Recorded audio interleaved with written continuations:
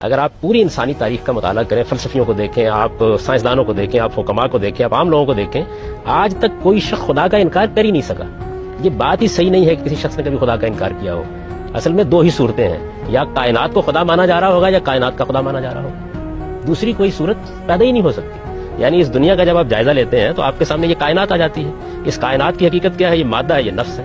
ہم اس کے تصرفات کو دیکھتے ہیں، اس کی معنویت کو دیکھتے ہیں، اس کی گہرائیوں میں جاتے ہیں، اس کے اندر جو علم ہے اس کا مطالعہ کرتے ہیں، اس کے اندر جو حکمت ہے اس کا مطالعہ کرتے ہیں، اس میں ایک شعور کی کار فرمائی دیکھتے ہیں۔ تو دو ہی صورتیں ہوں گی، یا ہم یہ کہیں گے کہ یہ در حقیقت جو کچھ ہم کو نظر آ رہا ہے یہی خدا ہے، یہ خدا ہی کا ظہور ہے، وہ ایک ایسی ہستی ہے جو حی ہے، جو قیوم ہے، آپ سے آپ زندہ ہے، آپ سے آپ قائم ہے، اپنا شعور خود رکھتی ہے اور اتنا علم رکھتی ہے کہ مستقبل میں جو کچھ ہونے ہمیں بتایا جاتا ہے نا یہ کہ دنیا کم و بیش اربوں سال پہلے وجود میں ہے، اور ان اربوں سال کے عرصے کے دوران میں اپنے ارتقائی منازل کو طے کرتے ہوئے بالکل ایک متعین راستے کے اوپر چلی جا رہی ہے۔ تو اتنا علم ہے اس کائنات کے پاس کہ یہ اپنا راستہ بھی متعین کر لے، اپنی منزل تک بھی پہنچ جائے، اور ٹھیک ان نتائج کو بھی عکس کر رہے ہیں جو اس وقت ریاضیاتی سچائیوں کے ساتھ عکس ہو رہے ہیں۔ تو یا آپ اس کائنات کو خدا مانیں گے یا اس کا خدا مانیں گے۔